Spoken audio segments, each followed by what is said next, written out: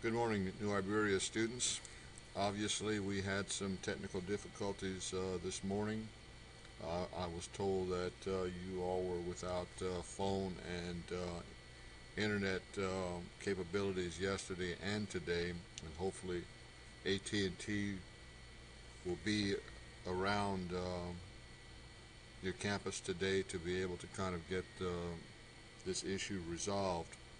And so, in the meantime, I'm going to kind of go over what I went over with the Acadian students this morning to wrap up our discussion about uh, test taking and getting prepared for studying for test. And so let me go ahead and kind of get to the PowerPoint that I had for you all to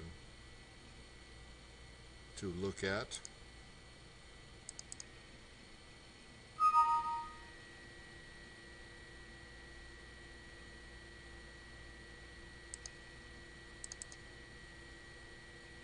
All right.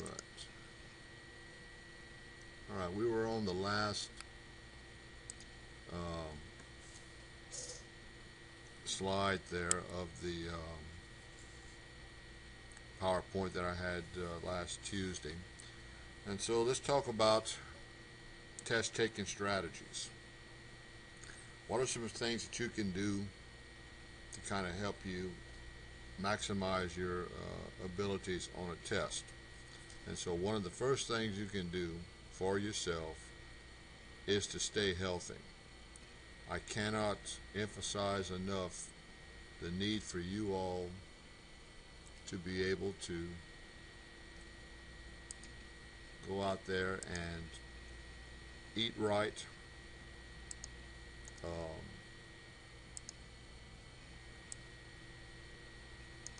having a daily um, menu and of snacks, candy, and high energy drinks aren't going to help your diet out any and not give your body what it needs to be able to function at peak efficiency. And also, if you're sleep deprived, there's no way that you're going to be rested and focused to be able to take a test. And so eat right, get yourself the right food inside of you, get regular sleep so that your body's rested and repaired and prepared for the tests that you're going to be taking. The next one on understanding course objectives, you pretty well get that the first day whenever you look at the syllabus. We talked about the course objectives for this course. Knowing that just helps you know what you need to cover and what will be covered on tests, both in your studying and then whenever your teacher's going to go ahead and create tests. Many times those tests will cover those objective topics. This is one that's very important to note the time limit. You need to always stay on top of the time that you have to be able to take that test. Normally, Monday, Wednesday, Friday class, you're looking at 50 minutes. A class like ours, you may be looking at an hour and 15 minutes or 75 minutes. It varies from course to course, and so just know how much time you have to take and then kind of pace yourself from there on, because the last thing you want to do is not answer a question. Most teachers, whenever they grade tests, may give you some kind of partial credit for an answer, or else certainly maybe give you something for an answer, even though it may not be right. But if you leave it blank, there's nothing we can do for you. You didn't answer the question, and the only thing we can do is mark it wrong. So make sure you answer every question. Don't leave blanks. One thing to do is to read through the test before the beginning. I shared this personal experience with the class this morning. My second semester at LSUE, I was taking a chemistry lab class, and we had various times during the semester where we met at LSUE's science building's auditorium, which can probably seat about 200 people. And so we had a pretty good size chemistry lab class, and we took our tests there. And so we took the first test, and the professor and his assistant passed out the test, and one of the first things he told us before we get started, he said, read the instructions on the test. And so when I got mine, I read the instructions, and the instructions said kind of this. He said to write your name at the top left-hand corner of the page, put the date at the top right-hand corner, and then read and answer the following questions. And it was like question 2, 7, 9, 15. And answer those questions and turn your paper in. And so I read it twice to make sure that I wasn't, making some big mistake, or else I just couldn't believe what I read. And sure enough, that's what I did. And so when I turned my paper in, I was like third or fourth in line. A couple of guys were in front of me, and we all turned our papers in. And whenever we were walking up the steps out of the auditorium, you could see all the other students, and there must have been about 40 or 50 other students sitting in the auditorium looking at us out of the corner of their eyes, and you could see the expressions on their face saying, what in the world are they doing walking out of there that early? And they were just had some puzzled looks on their faces. And so the next class period, we got our test back, and before he turned them in to us, he started chewing out the whole class and had our papers stacked on this big table there in the front. Had a short stack that showed he said the students that followed my directions, and then he had a big old stack of papers for the students that did not. And so he went and lit into us and said, how in the world are you going to make it in a chemistry lab if you don't follow directions? If you don't follow directions, you could hurt yourself or hurt somebody else by doing that. And he certainly got our attention from that point forward to be able to read directions and read them thoroughly and understand them. And so I don't know if a teacher would do that, but in the directions of a test, the teacher will tell you, how he or she wants your answers to look, or you may not have to answer all the questions. You may have a choice of maybe 3 out of the 5 questions. You won't know that unless you read the directions there. Then be aware of how much each section is worth. Sometimes teachers will have different point values for different sections of the test. For example, if you have like 10 true-false questions that are worth 10 points, and then you have an essay question that's worth 50 points, well, obviously you need to answer that 50-point question and do the best you can on it, because that's a pretty good amount of points to have to deal with. And so just kind of know those high point value sections of the test, and make sure you get them done first. And then again, finally, pace yourself and leave time to review your work. The last thing you want to do is to leave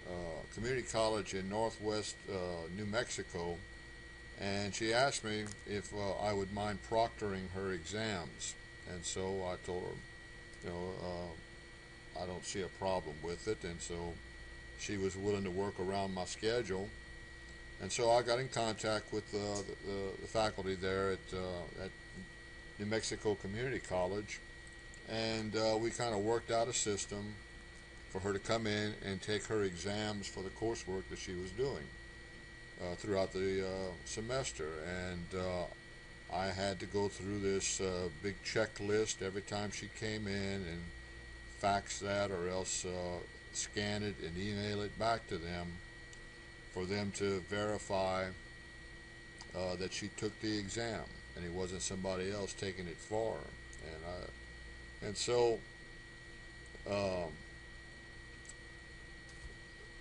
there's a very good chance that in the future our school here is going to go to a lot of online courses where you will maybe be living in one town, and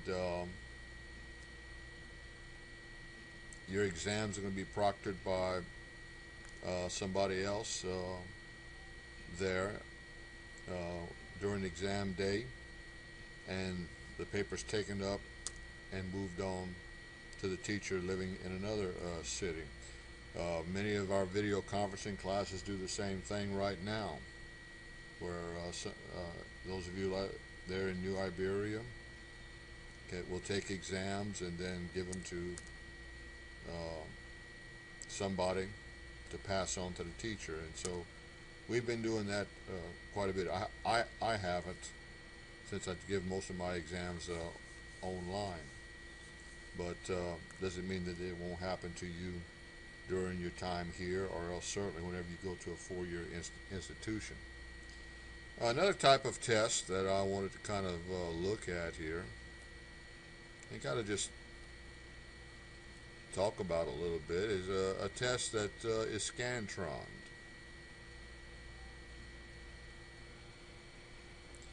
Scantron is a little sheet of paper that has just a bunch of little marks on it for you to kind of fill out, like a paper and pencil ACT test or something like that. You're given the teacher may just give you a test and then pick it up at the end of the test, but yet you put all your answers on this Scantron sheet.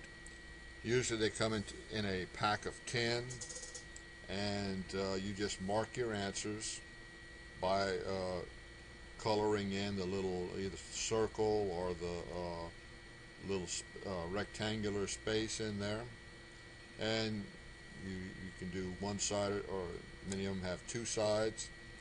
And so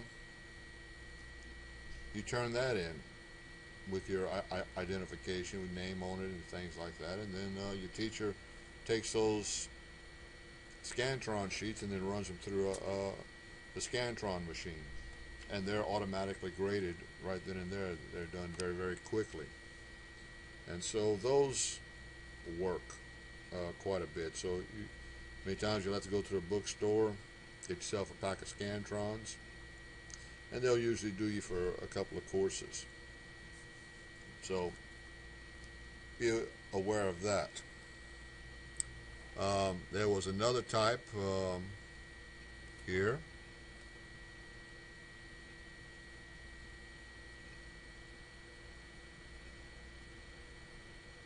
Take-home exam.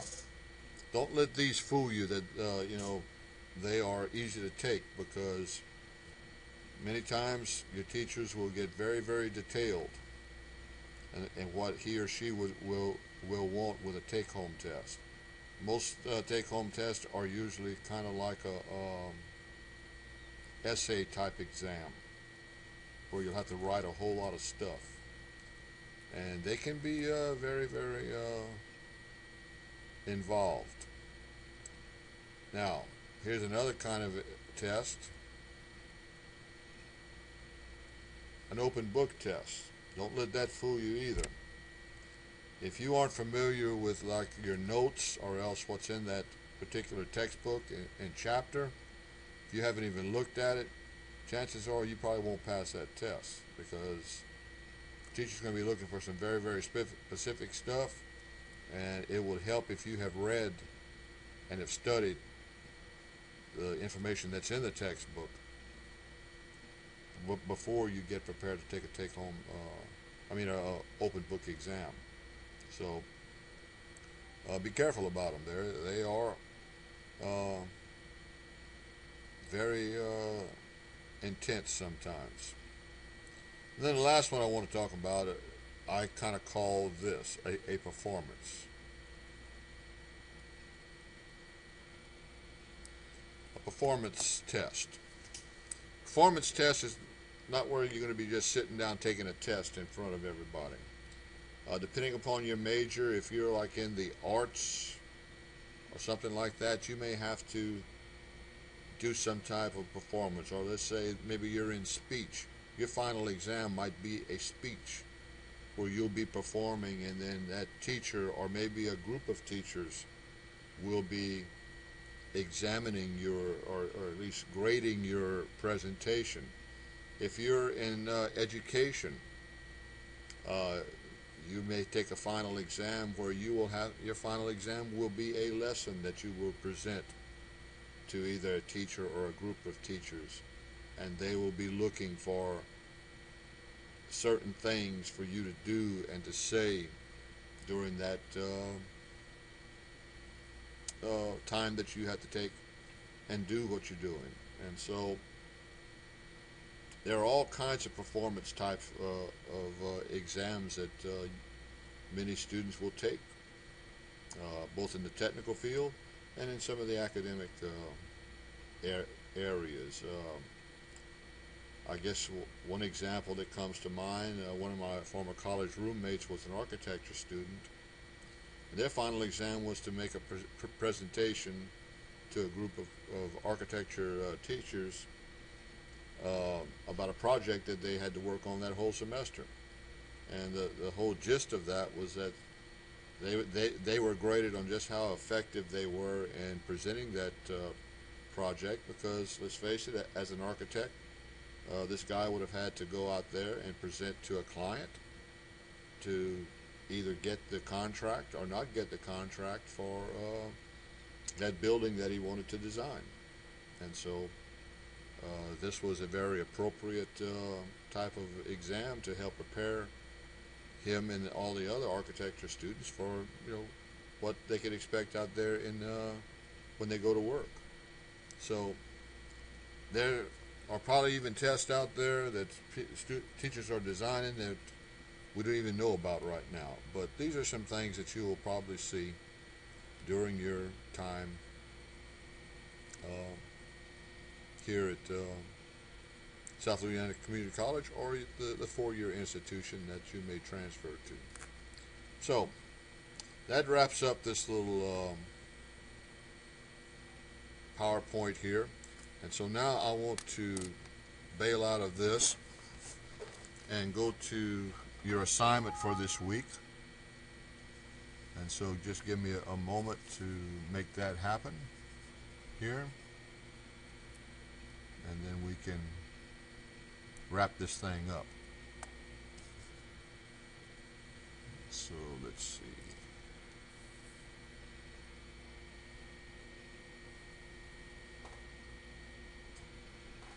Close this. All right, let's get to your class here.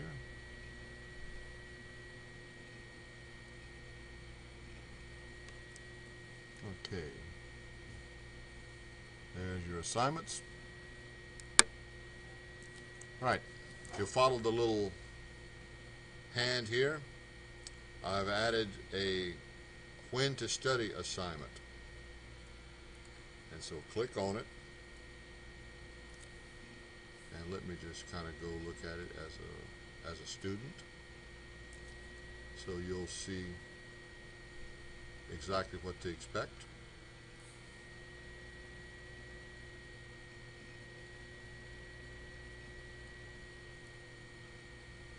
All right, there as your when to study assignment. Alright, what you'll be asked to do is to copy and paste the following assignment into the Canvas text editor and answer all the questions. So, go in and just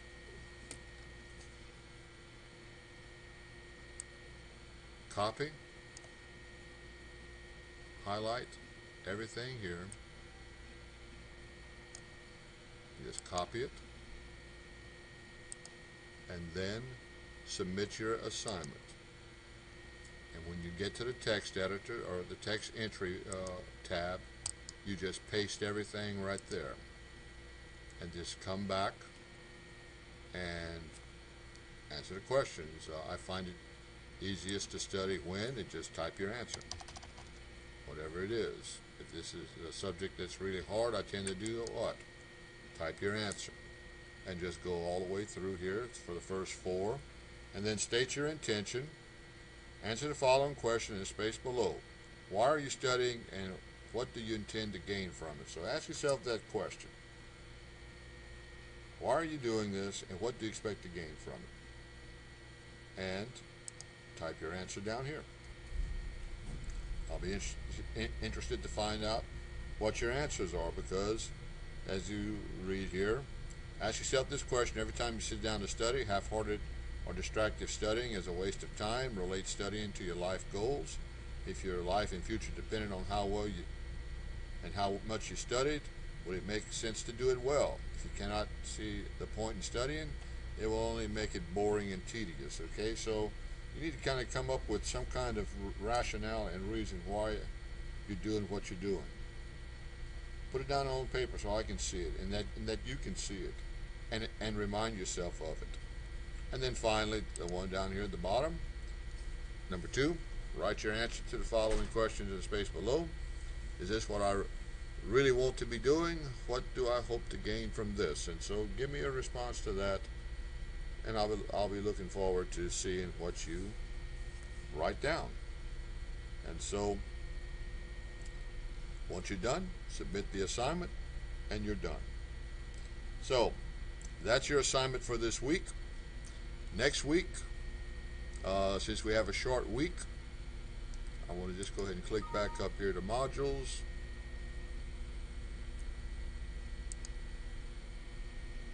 And let's see. Let me get out of this and go back to my view. We're going to be starting week 4. The farther I go, the behinder I get. One of the things we're going to be looking at is your learning styles, and so I'm going to be talking about learning styles probably Tuesday, and then we'll talk about note-taking maybe Thursday, and that may roll back into the next week, depending on how much time we have, and also how well the technology is working. But I'm going to go ahead and continue making these little videos to kind of get you and everybody else caught up on what we covered in class, and so I hope these will be beneficial to you. So if you got any questions, email me or give me a call, and we will keep moving forward. Y'all have a great day.